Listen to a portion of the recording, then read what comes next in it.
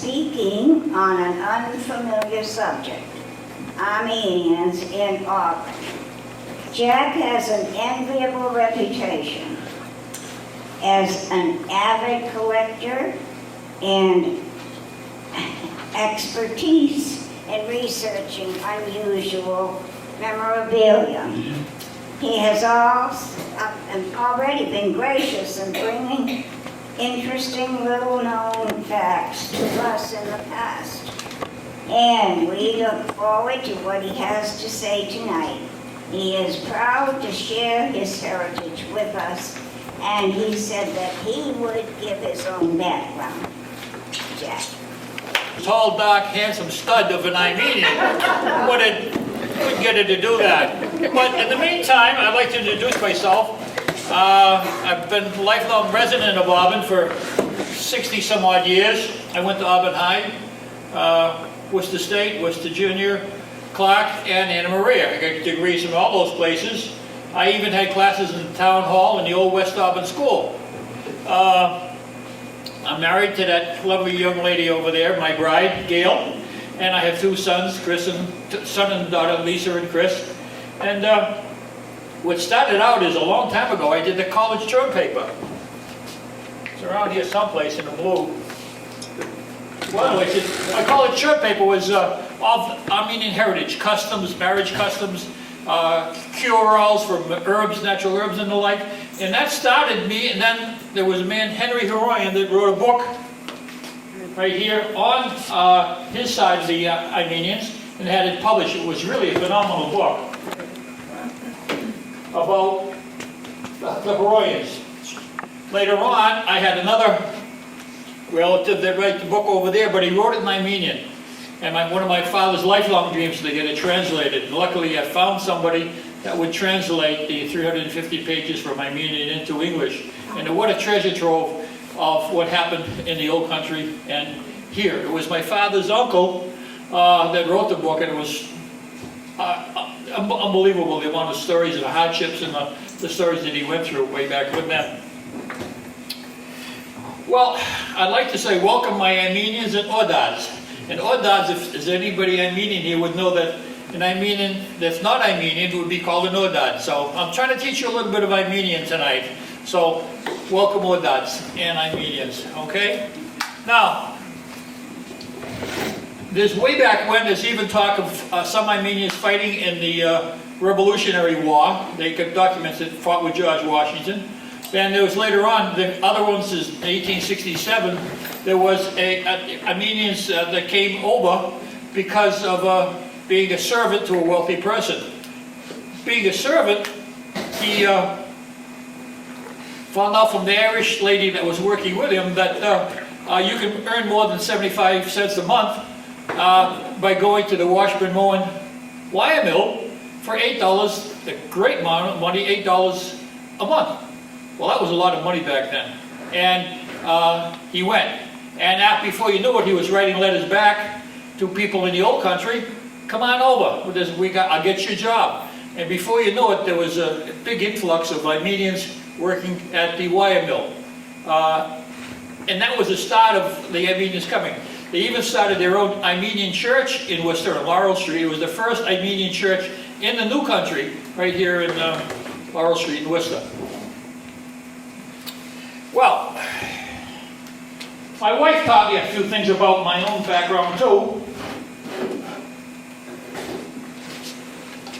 This is part of our Armenian heritage. Now, today we take showers. Back then there was no showers back in the 20s and the teens. They had baths. Now, can you imagine using this bath where you would sit in a tub, and when you sat in the tub, you put the water over you, and you wouldn't want that dirty water. You didn't want you to sit in the dirty water. So you sat on the stool, take the water, push it over your head, and it would wash all the dirty dirt off of you into the tub. So actually, this is not quite one. It was a little taller, because it's a taller one than this. This is as close as I could get because they don't use them anymore. But Armenian baths used this here type of equipment. Okay. most of the Armenians settled in West Auburn. For the most part, they all did in the beginning. They did not settle in the other two precinct districts, and actually even went over into Rochdale and Cummingsville in Oxford to settle and start farms. There were farmers in the old country, so they come over here and they did the first thing they knew, become farmers here. And that was the start of things. But education is a primary part of Armenian life, and they all, at some point, became doctors, lawyers, and businessmen, dentists. We had a dentist in town, and we had a success of people that education was of primary importance. My own grandfather, Hachador, was a farmer. He bought a farm in Oxford with his father, and then broke away and then started his own on Hill Street. And his other occupation, besides being a farmer, was a well digger. He actually dug wells by hand, lined them with stone, and there's a whole bunch of them. And I can't attribute that he did any particular one, but he did a whole bunch of hand-dug wells lined with stone in the West Auburn area. And I'm attributing it to him because that's what I know he did, but I'm not positive he did any particular one. Dadem is a little town outside of Chapet. It's like Auburn is to Worcester. Dadem would be to Chapet. Chapet being the big city with all kinds of small little towns around it. And it was kind of, they supported each other. They kind of stuck together. And when one got a message of something going on in the new country, they got the word over there to come over here. Okay. You know where the car wash is in West Auburn? Well, that's where Zano Pashugian lives. And Zano's parents lived where the fingernail place is on Hill Street and Route 12 and 20. Well, that fingernail place was once a gas station. Gas station called Danny's Tidal. And can you imagine paying 17 cents a gallon for gasoline? I saw a picture. I tried to make a copy of it, but I wasn't successful. But I actually saw a picture of gasoline being sold for 17 cents a gallon. Can you imagine that? She used to swear at me, Mrs. Pashugian did. And when she'd say, she'd call me Tutumkolov.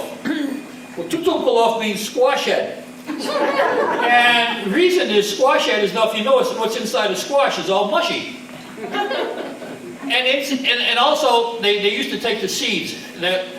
Pistachio seeds were expensive to us back then. But you could take the pumpkin seeds and the different squash seeds, and they had an expertise of being able to pluck them out, take the seed out, and like spit out the other part. They were experts at it. And this is one of the things that they used to do as a way of enjoying life, is taking the seeds and as pistachios would. There was a tragedy though that Danny had a gas station called Danny's Tidal.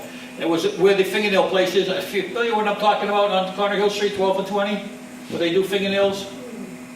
Well, that used to be a gas station. Well, near Ronnie's at 12 and 20. There's right in the middle on Hill Street. There's a place that does fingernails. That building used to be a gas station. Danny's Tidal, and Danny was one day working in Worcester, coming home on the bus with Zano, his daughter. Getting off the bus, he passed in front. A lady wiped him out and killed him. And Zano was injured and the like. And there was a girl that just never really got prosecuted for it, but it was just a tragedy that we have had as a part of our history happen to us here. I also taught my wife a couple Armenian words. Now she's crunching. Oh, jeez.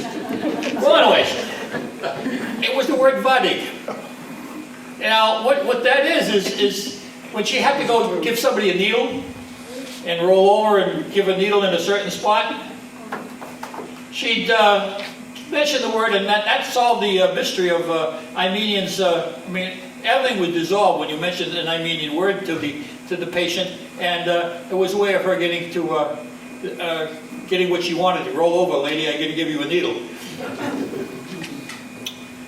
It was a swear she used to say, but this is a little bit, well, I won't even get into that one. She used to swear at me a lot. This is Pashugian did. She was a sweet lady, and there was nothing malice about it, just the way she was.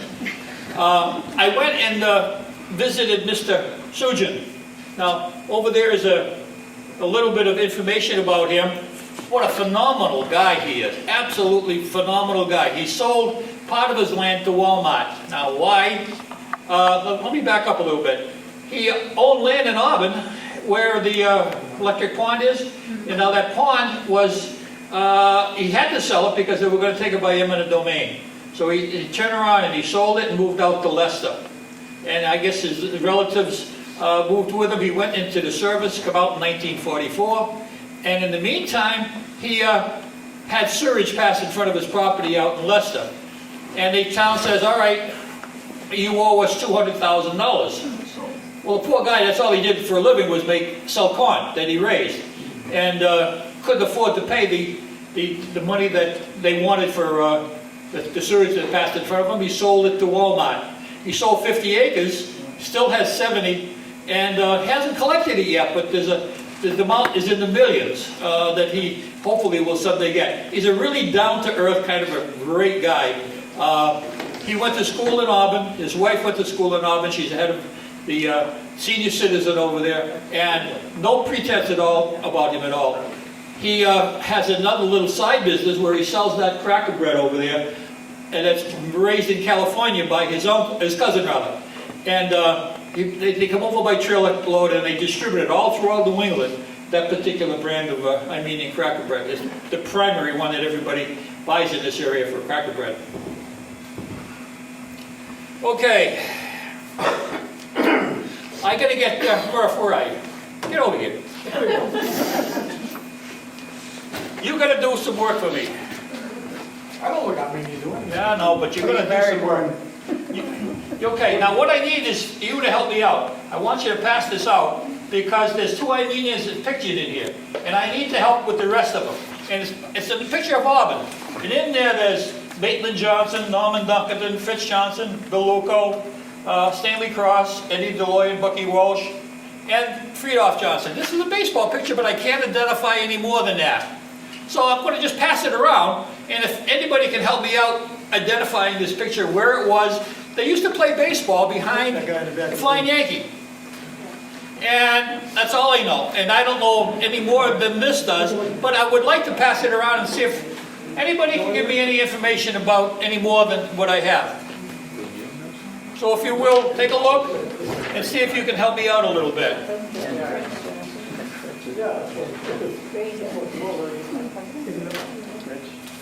This is the original copy that I first made, and was able to get some information from some people up and down my neighborhood and the like, so I could get as much as I could. But it still, there's some holes there. Okay, now, where's my cards here? I'm lost without my cards. Okay, there was another Auburnite way back, was Eddie Deloyan. Now, Eddie Deloyan's wife was a Kawasi, Yolanda. I traced her down, now she's in an assisted living place outside of Boston. But he had a cleaners. And the cleaners was out where the old Joe Scara Dock Brook was. You're familiar where I'm talking about. It's Connor Water Street where the bank is there now.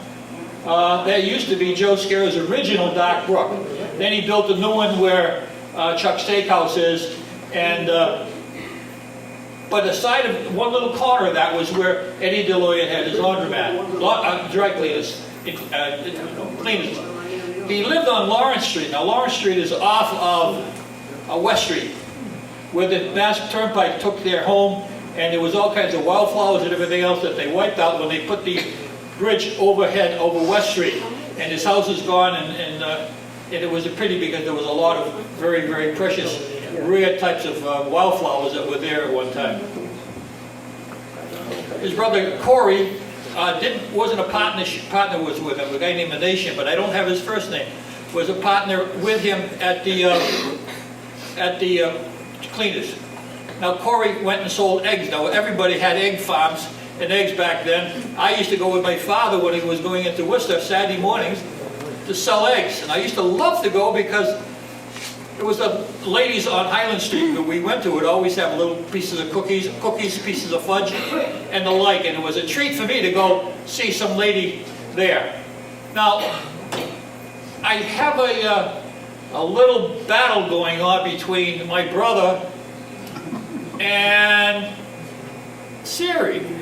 Now, the battle is that there's a tradition in Armenia where at Sunday church, after church, there's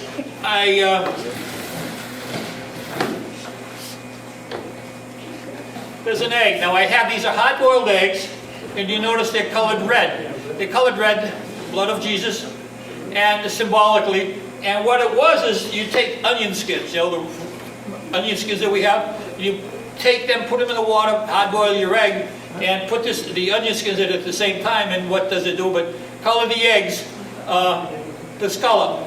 But the tradition is that one sits like this, and the other takes their egg and then hits it on the top, and whoever wins gets the loser's egg. Well, that's one story. Now, there's different stories of what went on, and that was one. And the other one was they had to promise a party or promise the winner would get good fortune for the year. So there's different stories as to have what it really represented. Sari and my brother are going to give you an idea of really what it's all about. Sari. He has to hit the egg, not me. Okay, you elect. You can sit or you can hit. You decide. I'll just sit. Okay. Quietly. He's All right. gonna All right. Yeah. Okay. Well, I'm slipping. What do you want to do? What do you want? You want to sit or you want to stand? I'll Okay. stand here. Okay. Let's then see you what have to happens hit now. it. Yeah, he's got to hit it. Uh-oh. She lost. You know what happens now? You either have to promise him something. I promise. All right, you promise you're going to do something. Now you can turn it over. You get 2 shots at this. Now do it again. Are you going to do it? Okay. Siri, you lost again. You want to know something? I cheated. He cheated. This is a wood egg. All right. I got cheated on. You got cheated on. Okay. Sleight of hand. Yeah, He's so cute. well, whatever. So, once again, there would be always some culprit at church after that would be coming in with a wooden egg and cheat. But the idea was not to cheat. You buy a dozen eggs from the church as a fundraiser, and then they could turn around and everybody would be cracking the eggs like what just went on. And you had to watch out for the guy with the wooden egg. Okay. Okay, let's see what else I can. Okay. Over here now, we have, where's Sandy Erosions? I got it here someplace. I have Sandy someplace, pictures.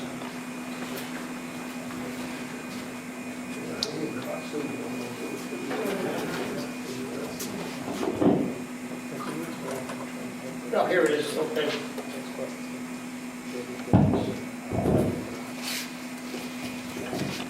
There's Sandy Terosian's. She still lives here in Worcester. She's goes out with my next door neighbor, but her first husband died in a car accident down where 146 is. Her parents used to live in the Queens of New York. They owned 3 markets in Queens. And they used to go up to Vermont for a vacation. And when they were up in Vermont, they'd have to travel through and stop at Eddie Westermark's cabins. Does anybody remember where Eddie Westermark's cabins was, by any chance? Eddie Pond. Yeah, right on Eddie Pond, and it's where the American Trailer Park is now. Well, there were cabins there, but they were taken when they put the 290 in, going through it. So that no longer exists, but the trailer park still does. And they started also the trailer park. They sold out, and what happened is, here's the picture of the motel. There's Danny, this is just before he was told he had cancer. One of the other remarkable things is we know about the Cussy Memorial at Conner Church Street. Am I saying it right? They just put out a beautiful job. That monument is gorgeous. Well, anyways, this boy right here, Kenny McKenna, was also killed in the Vietnam War, and there's very little mention about him. today, because he was one of the people that was over there and did not make it back, an Auburnite. And there's a picture of him. Sadie had gone out with him a couple of times, and she wanted him to be remembered as somebody from Auburn that was didn't come back. There were 7, Jack. It was 7. Well, Kenny was partial to Sadie because she used to go out with him. Yeah, and hopefully the others can be equally someday remembered as well. Because I remember Kenny very well in town. We did that because he was the first. First one, yes, yeah. Okay.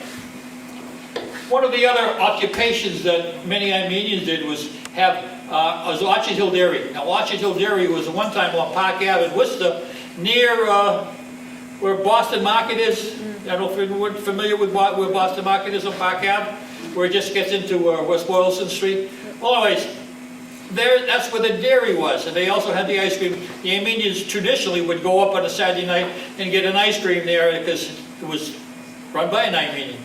Well, anyways, the son, Harvey, lives up here on Packagug Street, and one of my close friends, John Watson, is married to Sally, their daughter, the granddaughter. And they had ice cream shop, and they sold it out to hoods, but at one time it was the place to go to get an ice cream on a Saturday night, Orchard Hill Dairy.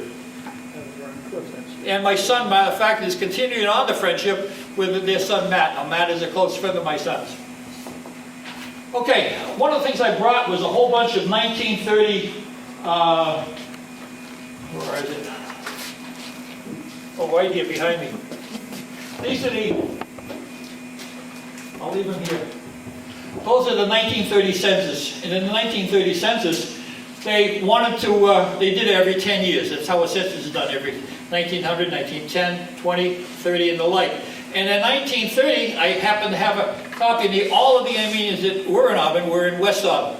And they asked when you were married, how old you were, could you speak English, did you have a radio? That was a strange thing that they all wanted to know if you had a radio. And that was one of the things they asked. I have a copy of all of those that are West Auburn, and there's some really early names of people. If you want to look them up, I have them here. You're welcome to look up the 1930 census and the information that's there. Maybe pretty amazing, some of the stuff that comes out. One of them was I interviewed Cliff Granger. Hi, Cliff. And Cliff went and told me that there was an Armenian that owned a farm up on Prospect Street, off of Prospect.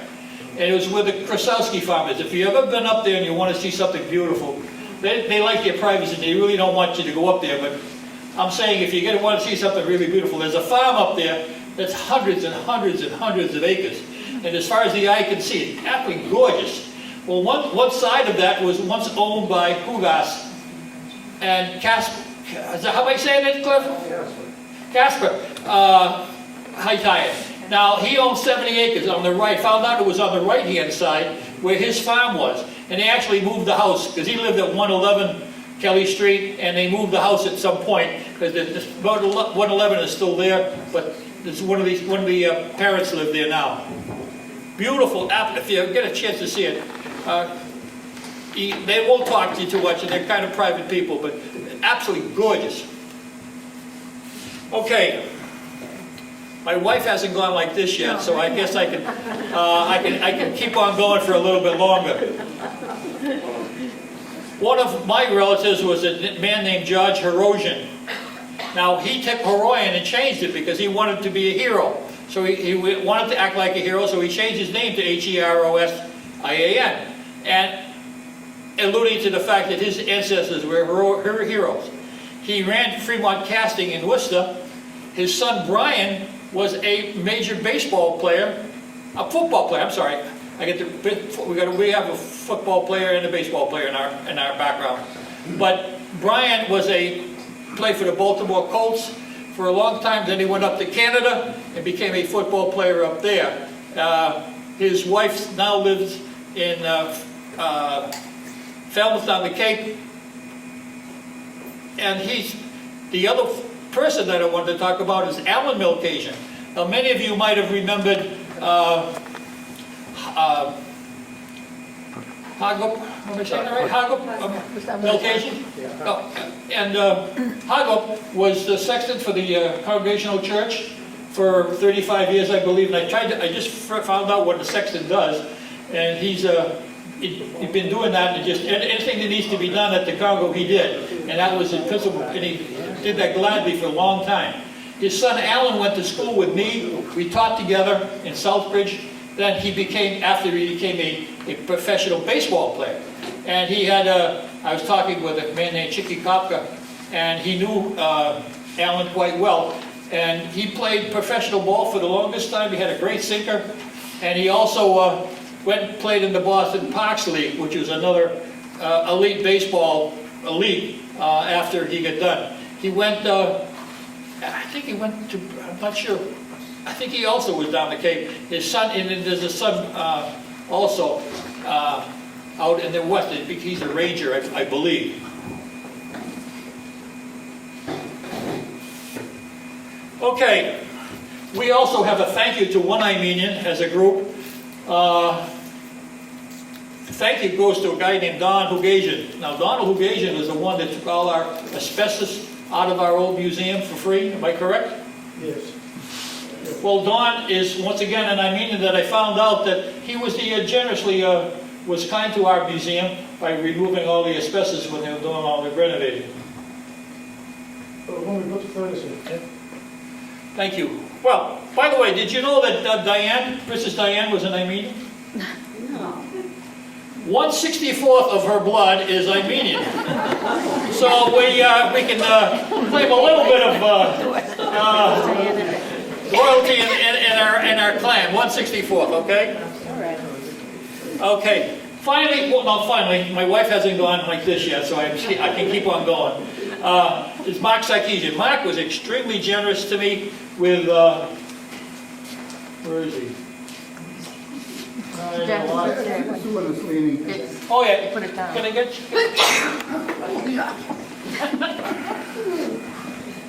Oh, here it is. All right, I'll put it up. Yeah.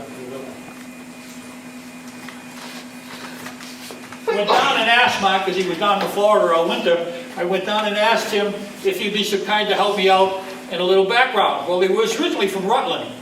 He come over here and he bought the Peacock Club and with two other people. The two other brothers had 10% ownership. He bought the 80%, and we're very successful. He was telling me later on that his Capital Siding Company is the largest in this whole area as far as siding and windows is concerned.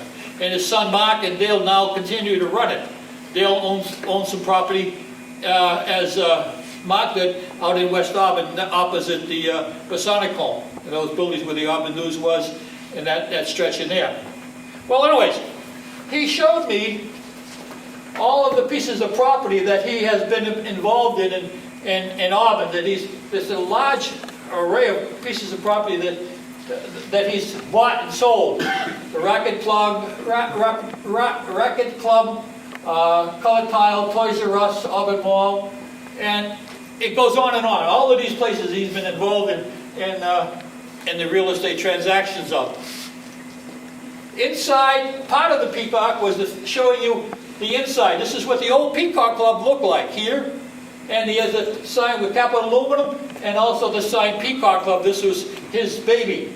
And this here happens to be, I believe, Senator Kelly of eminent popularity way back when. There's Mark there. On the back wall, there's a picture of the Jack the John. Anybody remember the Jack the Johns? Well, anyways, there's a sign over there, welcome Jack the Johns. There were two brothers and a dog, and they were part of the entertainment that was successful there. I lost a bet there, and a friend of mine, Don White, I taught with one Saturday night, went with us to the Peacock, and what happened was that he says, I'll bet you $1 before the night's up, there will be people dancing on the table. Now that's too far-fetched for me. I bet the buck. I lost the buck. And sure enough, before the night was up, they were dancing on the tables. Sam Hugasian, which is the guy that greeted you, there's a picture of him here. someplace. There's a picture of him, and he's now in Fort Lauderdale, Florida. He owns a restaurant and a flea market down there, and he's very successful at what he does even today down there in Florida. Okay, I did the Easter eggs. Okay. One of our tragedies about my own family is losing my grandfather. And Cachador was owned a farm on Hill Street with it. Lucas's, Ed, and later on the Daniels, and now it's where Kevin Mahar and his partner are building new homes up there. Well, anyways, that was 26 acres of my grandparents' farm. And what happened was they were sowing corn one day, and my grandmother said, look, I got a bee sting. He come over, and he got hit in the temple and killed immediately right there by 2 kids on Appleton Road, target shooting. And this is an article about what happened. There's a boy named White, and I guess later on my father didn't mention to the boy, but later on he even gave the boy a ride home one day in his pickup truck. And it was a tragedy that was unfortunate, but it really changed the dynamics of our family, because after that it was not the same with him gone. He had been over in the old country and survived the onslaught over there, only to have something happen to him when he came over here. Okay. I won't go into what happened, but my father was born over in the old country and in Armenia, and he went over to live in Liverpool for 9 years. When he was over in Liverpool, he was my mother was there, and they kind of ran loose, him and his brother Charlie. When he ran loose, he got into mischief quite a bit. He used to throw stones, and he threw stones at a churchyard, and broke some windows. But he didn't get caught, Charlie did.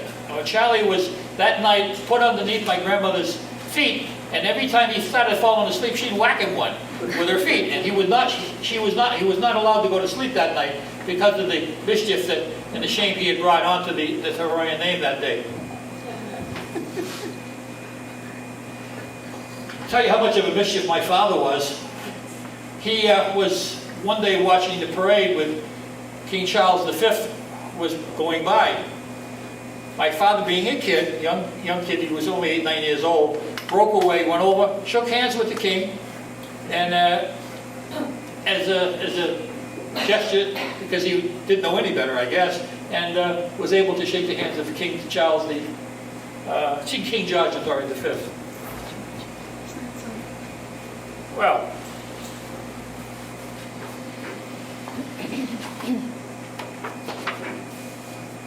he went to West Auburn School, as I did. I went to the West Auburn School for the first 4 or 5 grades, but it's a shame to see that building gone too. But he had gone to, and then he had mentioned a Mrs. Bird.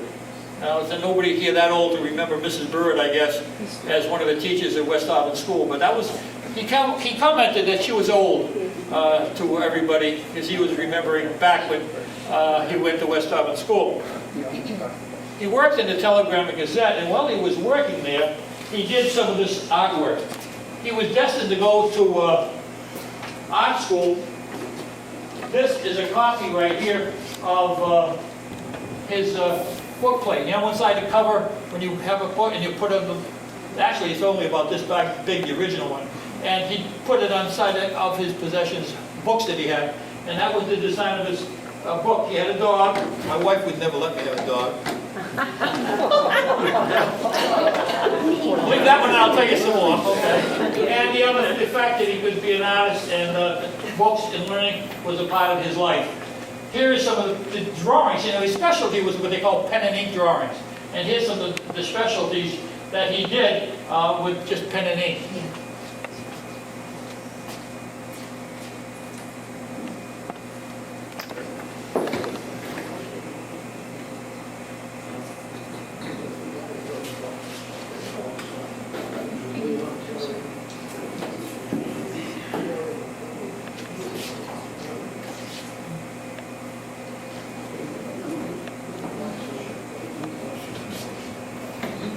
That that was a newspaper article on all of his artwork in the Telegram Gazette that he did. He was actually cut short because of the fact that he lost his grandfather and he had to go back and work on the farm and instead of pursuing his lifelong dream of being an artist. He was pretty good at it too.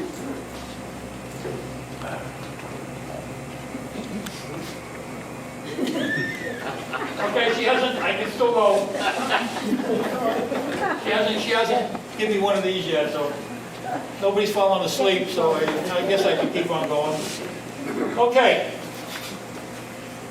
One of the things that I discovered was all of the Armenians that live off of West Street. There was a whole group of them that lived in this particular area, all the way up West Street into Cummingsville and Leicester. And Cummings and also Rochdale. There's started right at the bottom. Actually, down in here was Alice Bagonian. Now, Alice had the land that she owned behind the McDonald's now. It was 8 acres in there. And before we had Route 20, that was farmland behind McDonald's. Now you see where all it's swamp. But it was a swamp originally because they raised Route 20. When they raised Route 20, they created that swamp behind McDonald's. And she owned 8 acres back there, and my father used to farm it. Then you went up, all the way up, and, okay. Well, we know Kevin Gabrielian. Kevin is not a farmer, he's a new generation. He has that insurance company on Southwood Street near the Elks. Good man. Then Eddie and Corey DeLorean, I've talked to them about that. And then Conjoyans and Elton Menation. Now, Elton was the mother of Lucy. And up on Packagug, there used to be a Haroian that had a farm next to Packagug Elementary. I don't know if many of you ever remembered that. And he has a little farm. He worked at Rex Chain. And then later on, we used to sell vegetables of his at a little farm that he had right next to Packagug Elementary School. And his mother was Elton, and she lived off of West Street. Her mother, Lucy's mother, his wife. And up there on top is Buddy Israelian. Now, Buddy really wasn't in Auburn. He had a little spar in Leicester called Buddy Spar, and he sold it now, but no longer his. But it was almost a continuation of West Street all the way up into Leicester. Okay.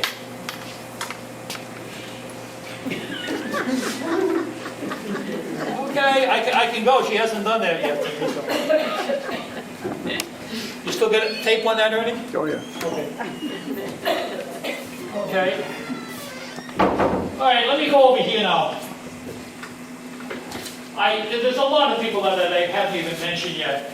There's a school teacher over there, teaches at South High.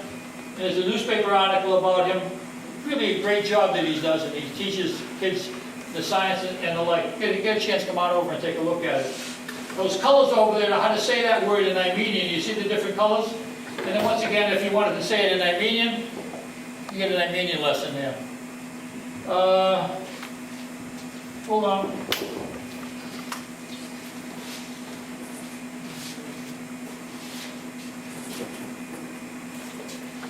Okay.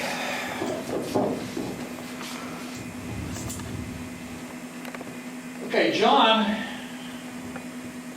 owns the interstate transmission place on Route 20 near Milbury Motors. The next one is Paul Antonian. He does repair small engines from, I can't think of the name of the street. That's his livelihood anyways. Wish I could remember the name of the street, he not. But his job his livelihood is repairing small engines. Amity Chevalier used to be across the street from the Masonic home where Star's property is, and that would be, he used to have a used car lot there.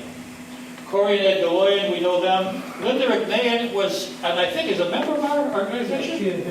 She and Henry. Now I put Henry underneath because I didn't know her husband for a while. Kevin Gabrielian, Cachadoma, my father, brother. Robert, Marianne. Okay, let's see who I missed. Donald Gasian. How do I get his name? He was He used to work for Murray, he worked for. Okay, that's who I'm talking, all right, yeah. Yeah, J.E. Martin, he used to work for, he's retired, and now he's involved in NASCAR racing.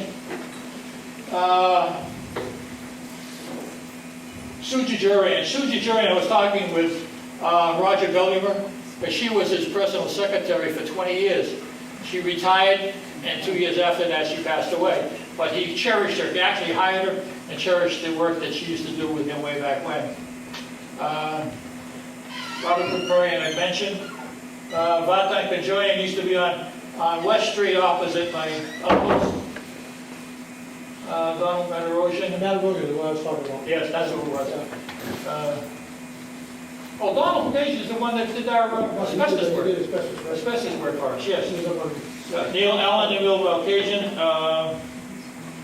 Missy Vasakian is be another one that I haven't mentioned. He used to own the Mount Auburn. And a guy named Murphy used to work for him, putting down rugs, from what I was told. And he used to work for Missy way back when, before he owned the Mount Auburn. Is that true? Huh? While you Well, okay. I didn't know that this British guy used to work for him, but I learned. All right, Alice Medillion owned the land behind McDonald's. John Shigarian is one of the last names there. John used to own Worcester General Repair in Worcester on Chandler Street. He was the largest supplier of parts for Briggs & Stratton and the like before he sold out. One day I went into his office in the back, and you ought to see an Oriental design office. The whole office is just nothing but Oriental the configurations, and really unusual. Then the last one there is Anton Sahakian. He used to run the gas station on the Mass Pike before he retired. Simcoe Lock is on Chandler Street. He lives on Appleton Road, and he owns a lock company, once again on Chandler Street, named Simoyan Company, and that's how we get the word Simcoe. I think that's about it, folks. There's other stuff here you can take a look at, but see if, wait a minute now. I'm not letting you guys go that way. Have you done that yet?